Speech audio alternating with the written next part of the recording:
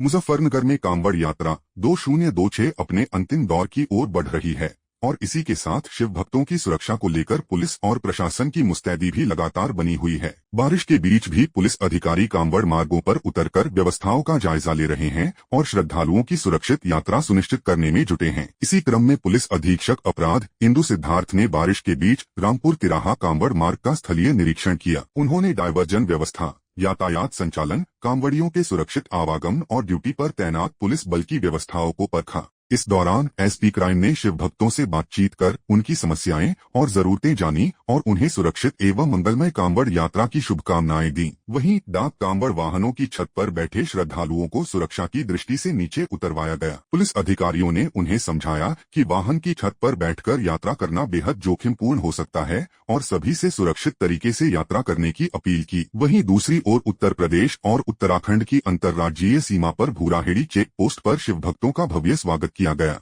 Cabinet मंत्री अनिल कुमार, जिलाधिकारी उमेश मिश्रा और वरिष्ठ पुलिस अधीक्षक संजय कुमार वर्मा ने मौके पर पहुंचकर कांवड़ यात्रा की व्यवस्थाओं का निरीक्षण किया। अधिकारियों ने सीमा पर सुरक्षा, बैरियर, चेकिंग, यातायात प्रबंधन और कांवड़ियों के सुगम आवागमन की व्यवस्थाओं को परखा। इसके साथ ही ड्यूटी पर तैनात पुलिस और प्रशासनिक अधिकारियों का उत्साहवर्धन करते हुए पूरी सतर्कता और संवेदनशीलता के साथ ड्यूटी करने के निर्देश दिए। इस दौरान मुजफ्फरनगर में प्रवेश कर रहे शिव भक्त कांवड़ियों पर पुष्प वर्षा कर उनका भव्य स्वागत किया गया। आत्मीय स्वागत से उत्साहित कांवड़ियों ने भी बम बम भोले और हर हर महादेव के जय घोष लगाए। इसके बाद एसएसपी संजय कुमार वर्मा खुद कांवड़ मार्ग पर खड़े होकर जिले में प्रवेश करने वाले शिव भक्तों का स्वागत करते नजर आए। बारिश और कठिन परिस्थितियों के बावजूद पुलिस और प्रशासन का यह सेवा भाव कांवड़ यात्रा को सुरक्षित और सुगम बनाने की लगातार कोशिश को दिखाता है। हरिद्वार से गाजियाबाद के डासना मंदिर के लिए निकली एक अनोखी कांवड़ यात्रा इन दिनों चर्चा का विषय बनी हुई है। संभल निवासी तमन्ना मलिक और अनीशा बानो हरिद्वार से गंगाजल लेकर पैदल डासना मंदिर की ओर रवाना हुई हैं। दोनों का कहना है कि उनकी इस यात्रा का उद्देश्य मुस्लिम महिलाओं को उनके अधिकारों के प्रति जागरूक करना और कट्टरपंथी सोच का विरोध करने का संदेश देना है। तमन्ना मलिक और अनीशा बानो का दावा है कि कोई भी महिला अपनी इच्छा और व्यक्तिगत आस्था के अनुसार धर्म या पूजा पद्धति का रास्ता चुनने के लिए स्वतंत्र होनी चाहिए। उन्होंने महिलाओं से अपने अधिकारों के लिए आवाज उठाने और सामाजिक बंधनों के खिलाफ खड़े होने की अपील भी की है। अनीशा बानो ने कहा कि वह और तमन्ना मलिक हरिद्वार से कांवड़ लेकर पैदल यात्रा कर रही हैं और 11 अगस्त को गाजियाबाद के डासना मंदिर पहुंचकर जलाभिषेक करेंगी। उन्होंने यह भी बताया कि यात्रा के दौरान उन्हें उत्तर प्रदेश पुलिस की सुरक्षा उपलब्ध कराई गई है, जबकि हिंदू रक्षा दल के कार्यकर्ता भी उनके साथ चल रहे हैं। तमन्ना के पति अमन त्यागी भी इस यात्रा में उनके साथ मौजूद हैं। उन्होंने कहा कि वह अपनी पत्नी की इच्छा और उनकी आस्था का सम्मान करते हैं और इसी वजह से पूरी यात्रा में उनके साथ चल रहे हैं। उन्होंने कुछ धार्मिक नेताओं की ओर से दिए गए बयानों पर आपत्ति जताते हुए प्रशासन से उचित कार्रवाई की मांग भी की। वहीं अनीशा बानो का कहना है कि उनकी यात्रा का उद्देश्य किसी विवाद को जन्म देना नहीं है, बल्कि वह शांतिपूर्ण तरीके से अपनी बात समाज तक पहुंचाना चाहती हैं। फिलहाल यह कांवड़ यात्रा आस्था, व्यक्तिगत स्वतंत्रता, महिलाओं के अधिकार और अभिव्यक्ति की आजादी से जुड़े सवालों को लेकर चर्चा में बनी हुई है। तमन्ना मलिक, मैं यही संदेश देना चाहती हूँ, जितनी भी बहनें हमारी मुस्लिम धर्म में हैं, अगर वो आना चाहती है सनातन धर्म में तो वो आ सकती हैं, क्योंकि सनातन धर्म में महिला को बहुत इज्जत और सम्मान मिलती है, जीने का अधिकार मिलता है। सनातन धर्म एक ऐसा धर्म है दुनिया के अंदर जो कि बहुत शांति से जीता है इंसान। हमें जाना है डासना धाम पर। दुर्गा किसी के बाप की जागीर नहीं है, सबके अपने अपने मन की जागीर है। ये देश संविधान के हिसाब से चलता है, संविधान हमें इसकी इजाजत देता है, हम कुछ भी पहने। वो मौलाना आतंकवादी है, वो इस दुनिया से मिट जाए तो ये हमारा हिंदुस्तान इतना अच्छा हो जाएगा, सब लोग प्यार और मोहब्बत से रहेंगे। समाज के लिए मैं यही कहना चाहती हूँ, सनातन धर्म से अच्छा कुछ भी नहीं है दुनिया के अंदर, बस एक ही धर्म है, वो है सनातन धर्म। मौलाना रशीदी जो ये बकवास वहाँ पे बैठ के कर रहा है, अगर मेरे सामने आए तो इसकी चांद पे 4 जूत तो मैं मारूंगी। इतना फालतू बकवास कर रहा हूँ पे क्या, तो भोलों के बारे में ये बोल रहा है क्या नशेड़ी होते हैं, आतंकवादी होते हैं। इससे बड़ा तो कोई आतंकवादी भी नहीं है। देश और देशों से फंडिंग होती है, इस देश में इन्हें आतंकवादी फैला रखी है। मैं संभल जिला की रहने वाली हूँ। फरवरी में मैं एक बार कांवड़ यात्रा निकाल चुकी हूँ और मैं आज फिर ऐलान कर रही हूँ, अपनी कांवड़ यात्रा फरवरी में मैं फिर निकालूंगी, जोड़ा करूंगी। मैं इस बार इन बहन का समर्थन करने आई हूँ जो कि गाजियाबाद में रहती है, क्योंकि इस्लाम धर्म के अंदर रहने के बाद ना तो इन्हें कुरान से इंसाफ मिला, ना ही तो इस्लाम से इंसाफ मिला। जो दाढ़ी रखा के टोपी ओढ़ के बैठे हुए में ना ही उनके हिसाब से इंसाफ मिला इनको। मेरे पति अमन त्यागी, हाँ, उन्होंने पुलिस ने मुझे नोटिस दिया, इस बात का मुझे बहुत दुख है। मुझे नोटिस दिया क्योंकि संविधान में कोई भी कपड़ा पे रोक नहीं है, कोई भी इंसान कैसा भी कपड़ा पहन सकता है। उन्होंने हमें नोटिस दिया, हमें इस बात का दुख है और नोटिस का जवाब दिया। मुजफ्फरनगर में कांवड़ यात्रा के दौरान शिव भक्तों की सेवा के लिए जगह सेवा शिविर लगाए गए हैं। इन शिविरों में कांवड़ियों को जलपान, स्नान और रात्रि विश्राम जैसी जरूरी सुविधाएं पूरी तरह निःशुल्क उपलब्ध कराई जा रही हैं। हरिद्वार से गंगाजल लेकर अपने गंतव्य की ओर बढ़ रहे शिव भक्त यहाँ कुछ देर रुककर थकान मिटा रहे हैं और फिर अपनी यात्रा आगे बढ़ा रहे हैं। सेवादार भी पूरी श्रद्धा और सेवा भाव के साथ कांवड़ियों की मदद में जुटे हैं। इसी बीच हमारी टीम ने कुछ कांवड़ियों से खास बातचीत कर जाना कि उन्हें शिविर में मिल रही सुविधाएं कैसी लग रही हैं और यात्रा के दौरान उनका अनुभव कैसा रहा। इस वक्त मुजफ्फरनगर के छपाड़ क्षेत्र में हम एक विशाल कांवड़ सेवा शिविर में हैं। महज 3 दिन बच चुके हैं अब जो है शिवरात्रि पे जल चढ़ने के लिए। और इस शिविर में देखिए तमाम जो है भोले यहाँ पर विश्राम किए हुए रात्रि विश्राम करते हैं। बाहर जो है जोरदार बारिश हो रही है। बारिश में जो है भोलों को एक आशियाना ये मिल रहा है। निःशुल्क कांवड़ सेवा शिविर है और ये कांवड़ सेवा शिविर पिछले 42 वर्षों से जो है छपार के अंतर्गत लगता है। आइए इन भोलों से बातचीत करेंगे। कुछ भोले कहाँ से आए हैं, कहाँ ये भोले जल चढ़ाएंगे। भोले क्या नाम हो गया? अभिनव बोले, अभिनव रंगेरा। अभिनव भोले कहाँ से आए हो? मुजफ्फरनगर। मुजफ्फरनगर से। कब आप चले थे मुजफ्फरनगर से हरिद्वार के लिए, कब आपने चले? हम 30 तारीख में चले थे और 31 तारीख में हमने जल उठाया था। कितने भोले हैं आपके? मेरी साथ 6-7 बोले हैं, वो आगे चले गए। तो तुम यहाँ अकेले हो या और भी है साथ? बस फिलहाल तो अकेले हूँ, ये भाई मिल गए, शाम मिल गए। अच्छा, भाई भी हैं साथ। हाँ। तो भोले क्या करते हो? बोले कुछ नहीं, अभी तो फिलहाल पढ़ाई कर रहे हैं बस। कौन सी क्लास में हो? 12th में बोले। 12th में। कितनी एज हो गई? एज बोले 16। तो क्या बोले कोई खास मन्नत थी या बस ऐसे ही चल दिया कि सावन का महीना है, भगवान भोलेनाथ का ये महीना है और ऐसे ही जल लेने चल रहे? वो बोले मन्नत तो कोई थी नहीं, पर ऐसे ही जी। चलो ठीक है। और भोले से बातचीत करेंगे। बोले क्या नाम हो? राज। राज। बोले कहाँ से? शामली से। शामली से। तो पहली बार कावड़ लेके आ रहे हैं इससे पहले भी? पहले भी ली थी। पहले भी कावड़ लाए? कितनी कावड़? 2, दूसरी आपके। दूसरी है। अच्छा बोले ये तुम जो नशा पत्ता कर रहे हो ये सही है या नहीं? ये बोले नशा, ये फ्लेवर वाला हुक्का है। तो इससे नशा नहीं होता? इसके अंदर निकोटीन नहीं है?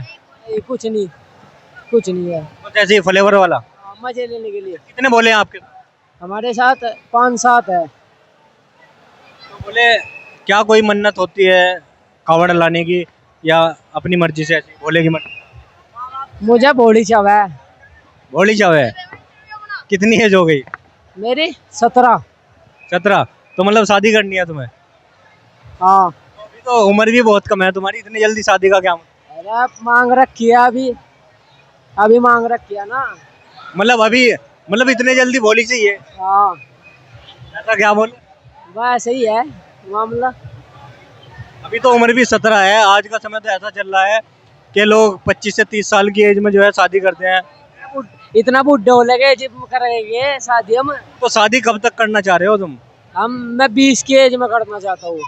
तो मतलब 20 में भी अभी 3 साल है, इससे पहले ही तुमने भोलेनाथ से मन्नत मांगनी शुरू कर दी कि मुझे भोली चाहिए। जब ही मांग रखी है मैंने 20 तारीख, वो भी 2020 में मेरी शादी हो जाएगी पक्की हो। क्या कोई घर वालों का प्रेशर है या अपनी मर्जी से शादी का? अपनी मर्जी से ही। अपनी मर्जी से। ठीक है। तो ये भोले हैं कोई खास के इन्हें जो है भोली चाहिए, इनकी मन्नत ये है कि इनकी जल्दी से जल्दी जो है शादी हो जाए। और भोले से बातचीत करेंगे। भोले क्या नाम होगा? कल्याण कुमार। कल्याण जी कहाँ से आए हो? डिस्ट्रिक्ट सीतापुर। सीतापुर यूपी। तो कितने लोग हैं साथ? जी मैं अकेला हूँ। अकेले? तो कब चले थे? बोले जल कब उठाया था?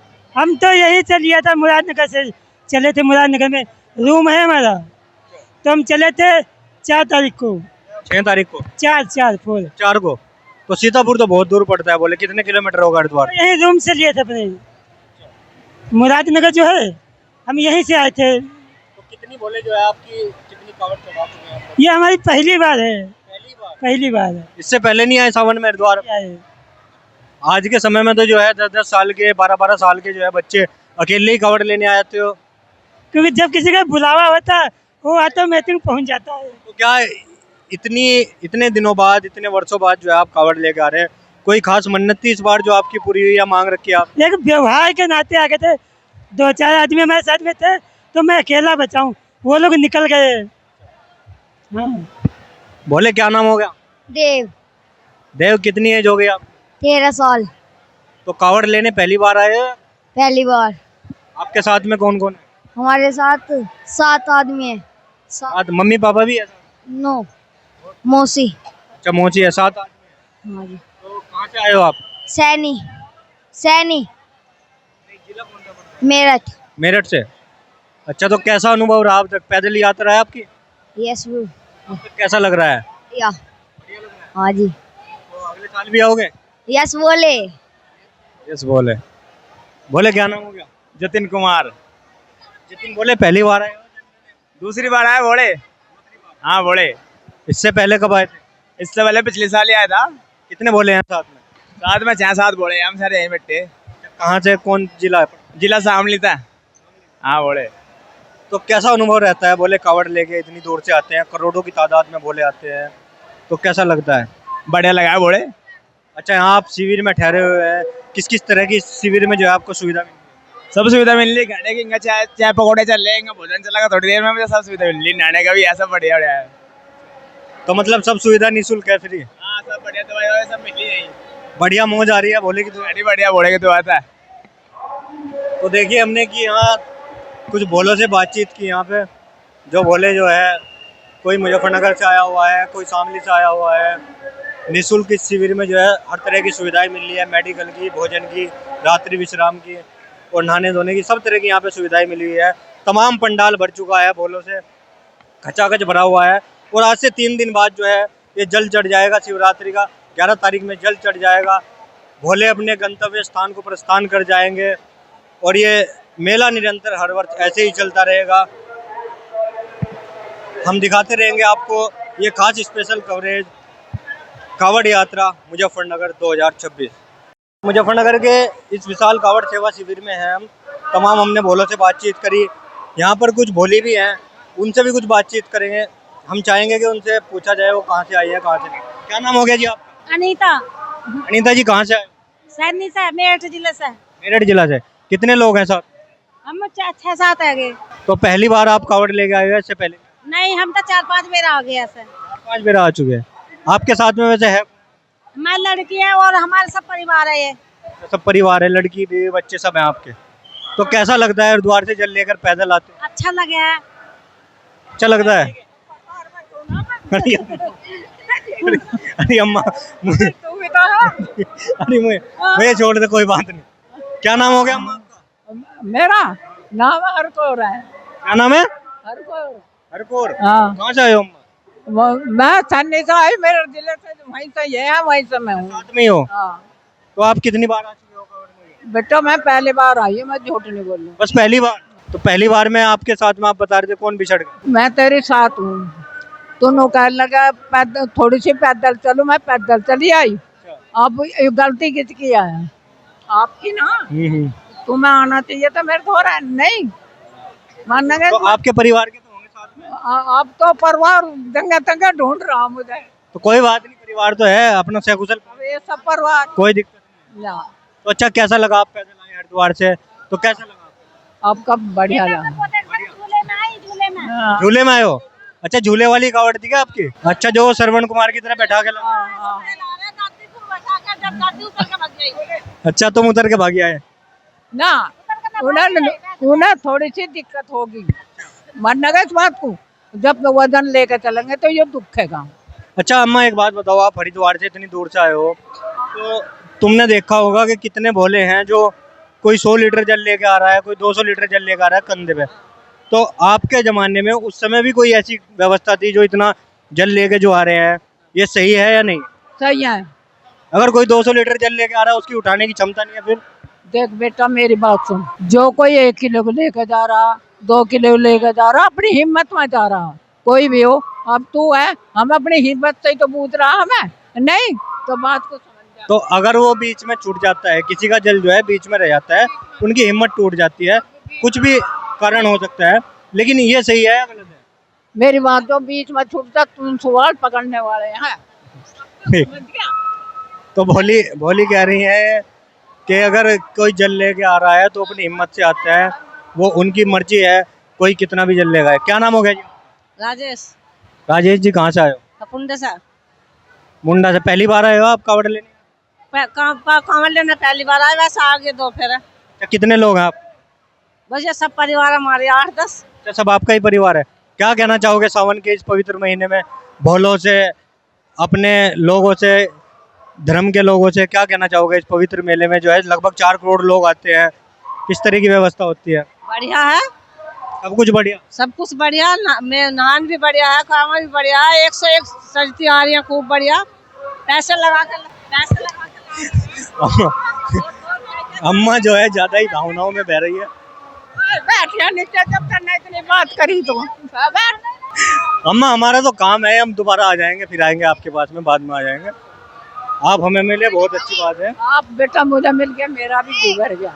मानोगे तो बात लो ना। हम तो चाहते हैं कि एक 50-60 की उम्र होने के बावजूद आदमी को जो है धार्मिक स्थल पे जाना चाहिए, अपनी धार्मिक यात्राएं करनी चाहिए। हम चाहते हैं कि आप अगले साल भी आओ। पहली बार आप आई है ना, तो अगले साल भी आप आओ। बाबा भोलेनाथ ने चाहा तो आप अगले साल, ठीक है? अच्छा अम्मा साथ में जो है कावड़ लेके आई है, एक अम्मा पहली बार कावड़ लेके आई है, उनका परिवार है पूरा साथ में। तो तमाम भोले मिलने हैं। ये अनोखा मेला होता है, ये सावन मास का अनोखा मेला होता है। इसमें तरह तरह के भिन्न भिन्न प्रकार के आपको भोले मिलेंगे, भोलियाँ मिलेंगी, बच्चे मिलेंगे, बूढ़े मिलेंगे, बुजुर्ग मिलेंगे। इस मेले में जो है आपको हर कोई देखने को मिलेगा। कोलकाता में रोड सेफ्टी वीक 2026 के तहत सड़क सुरक्षा को लेकर जागरूकता अभियान चलाया जा रहा है। इसी कड़ी में कोलकाता पुलिस ने एक साइकिल रैली का आयोजन किया, जिसका उद्देश्य लोगों को ट्रैफिक नियमों और सड़क पर सुरक्षित तरीके से चलने के प्रति जागरूक करना था। रैली को कोलकाता पुलिस कमिश्नर अजय कुमार नंदा ने हरी झंडी दिखाकर रवाना किया। यह साइकिल रैली विक्टोरिया मेमोरियल से शुरू होकर प्रिंसिप घाट होते हुए लाल बाजार में समाप्त हुई। कार्यक्रम में करीब 150 लोगों ने हिस्सा लिया। पुलिस कमिश्नर ने बताया कि पिछले एक सप्ताह से रोड सेफ्टी वीक के तहत अलग अलग कार्यक्रम आयोजित किए जा रहे हैं। पुलिस की कोशिश है कि स्कूली बच्चों से लेकर समाज के विभिन्न वर्गों तक पहुंचकर उन्हें ट्रैफिक नियमों और सड़क पर बरती जाने वाली सावधानियों के बारे में जागरूक किया जाए। खास तौर पर दोपहिया वाहन चालकों को सुरक्षित ड्राइविंग, यातायात नियमों के पालन और सड़क पर सतर्कता बरतने का संदेश दिया जा रहा है। एक सप्ताह से चल रहा है, सड़क सुरक्षा सप्ताह मनाया जा रहा है। अलग अलग कार्यक्रम आयोजित किए जा रहे हैं। स्कूल के बच्चों से लेके समाज के विभिन्न तबकों के लोगों के साथ हम लोग संपर्क कर रहे हैं और उनको बताया जा रहा है सड़क माने रोड सेफ्टी के रूल्स के बारे और क्या क्या सावधानियां बरतनी है। तो इसी कड़ी में आज ये साइकिल रैली की जा रही है और अगले दिन माने रविवार को इसका समापन होगा, तो उसको भी हम लोग मनाएंगे।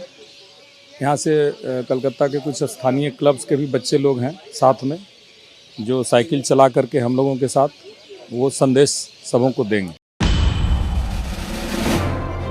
रांची में जेपीएससी और जेएसएससी की भर्ती परीक्षाओं को लेकर चल रहे छात्र आंदोलन को सीजेपी के प्रतिनिधिमंडल का समर्थन मिला है। प्रतिनिधिमंडल ने धरना स्थल पहुंचकर प्रदर्शनकारी छात्रों से मुलाकात की और उनकी मांगों को जायज बताते हुए समर्थन दिया। सीजेपी के नेशनल कोऑर्डिनेटर मुकेश ने कहा कि पेपर लीक की घटनाओं पर रोक और भर्ती परीक्षाओं में पारदर्शिता जरूरी है। उन्होंने कहा कि जब तक सरकार छात्रों की मांगे नहीं मानती, उनका संगठन छात्रों के साथ खड़ा रहेगा। हमारा डेलीगेशन आया है, हमारा पूरा सपोर्ट जो यहाँ बच्चे प्रोटेस्ट कर रहे हैं जेपीएससी को लेकर, जेएसएससी को लेकर और तमाम पेपर लीक्स हो रहे हैं जो उनको लेकर हमारी पूरी यही है कि हम बच्चों के साथ है और तब तक हम बच्चों के साथ है जब तक सरकार इनकी बातें नहीं मान लेती। हमारा पूरा जो जंतर मंतर से जो हमारा जो एक्सपीरियंस रहा था, उस एक्सपीरियंस को हम शेयर करेंगे इनके साथ। मंच से नहीं, मंच के नीचे से हमारा सपोर्ट है और तब तक है जब तक भर्तियों में पारदर्शिता नहीं होती, पेपर लीक पे रोक नहीं होती। और स्टूडेंट जो कह रहे हैं यार झारखंड के युवा आप इतने ठगे जा रहे हैं, वो इतने हताश हो रहे हैं कि बहुत अच्छे पढ़े लिखे बच्चों से मैंने बात की, वो ये कह रहे हैं कि हमारा जेपीएससी पे विश्वास ही नहीं है, पक्का श्योर है कि भर्ती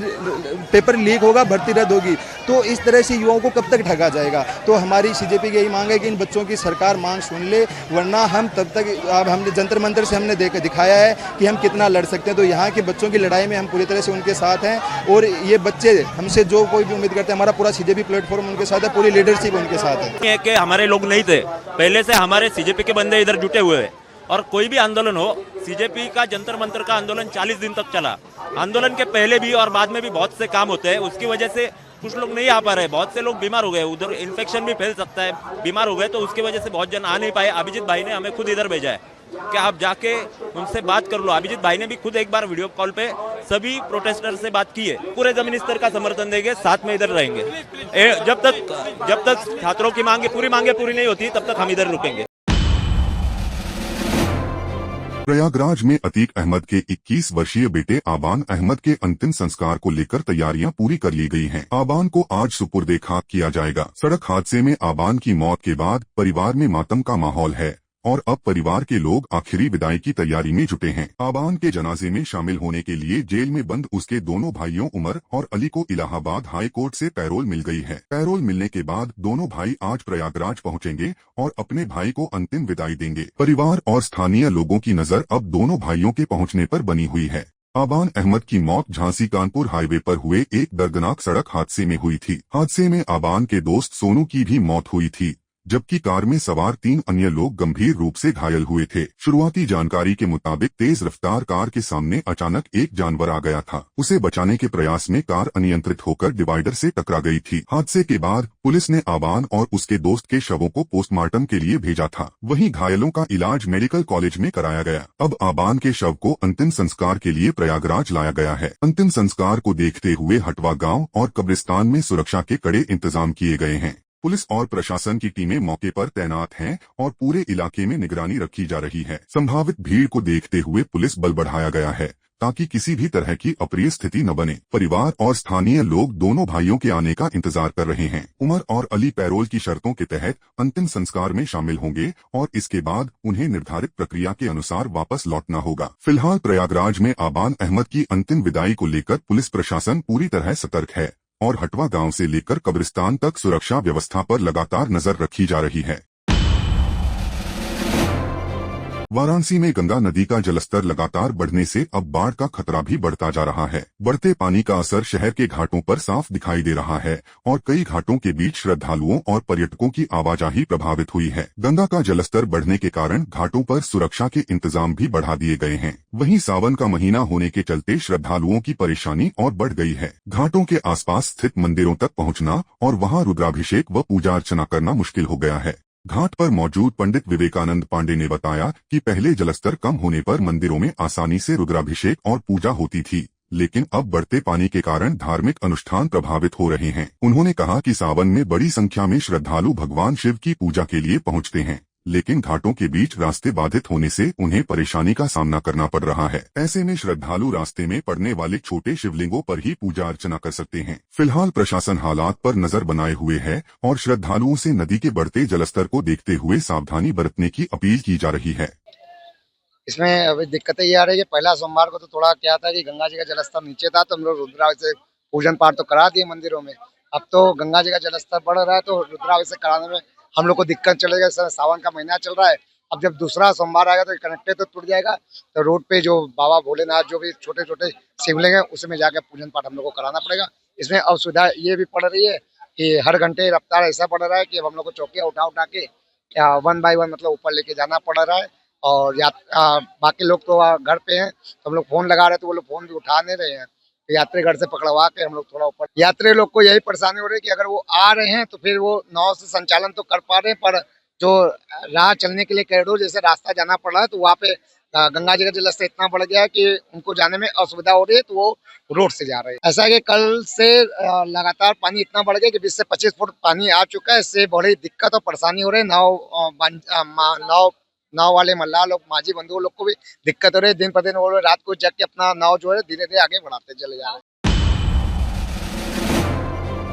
नई दिल्ली में सहारा ग्रुप की सहकारी समितियों के निवेशकों का बड़ा प्रदर्शन देखने को मिला। खुद को कथित चिटफंड घोटाले का पीड़ित बताते हुए बड़ी संख्या में निवेशक सुप्रीम कोर्ट के लॉन में पहुंचे और अपनी जमा रकम वापस दिलाने की मांग उठाई। प्रदर्शनकारियों का कहना है कि उनका पैसा पिछले करीब 12 वर्षों से फंसा हुआ है और लंबे समय से उन्हें आर्थिक परेशानियों का सामना करना पड़ रहा है। एक प्रदर्शनकारी ने अपना दर्द साझा करते हुए कहा कि पैसे फंसे होने के कारण वह अपने बच्चों की शादी तक नहीं करवा पा रहे हैं। प्रदर्शनकारी ने बताया कि उनके परिवार में 3 बेटियां और 1 बेटा है। उनका कहना है कि वर्षों से अपनी मेहनत की कमाई वापस पाने के लिए वे लगातार संघर्ष कर रहे हैं। निवेशकों ने सरकार और संबंधित संस्थाओं से जल्द उनकी समस्या का समाधान करने और जमा रकम वापस दिलाने की मांग की। उनका कहना है कि मामला केवल पैसों तक सीमित नहीं है, बल्कि इससे उनके परिवार और बच्चों का भविष्य भी प्रभावित हो रहा है। फिलहाल निवेशकों को उम्मीद है कि उनकी आवाज सुनी जाएगी और वर्षों से फंसी उनकी रकम वापस मिलने का रास्ता जल्द साफ होगा। हमारा पैसा हम 12 वर्ष से परेशान है। नहीं करवा रहे हैं। हमारी 3 लड़की 1 लड़का है। हमारा बक्सर घर है, विनोद कुमार मेरा नाम है। हम सहारा में पैसा जमा करवाए थे, पैसा नहीं मिल रहा है पूरा। हमारा लमसम पूरे फैमिली का मिलाकर 10 लाख होगा।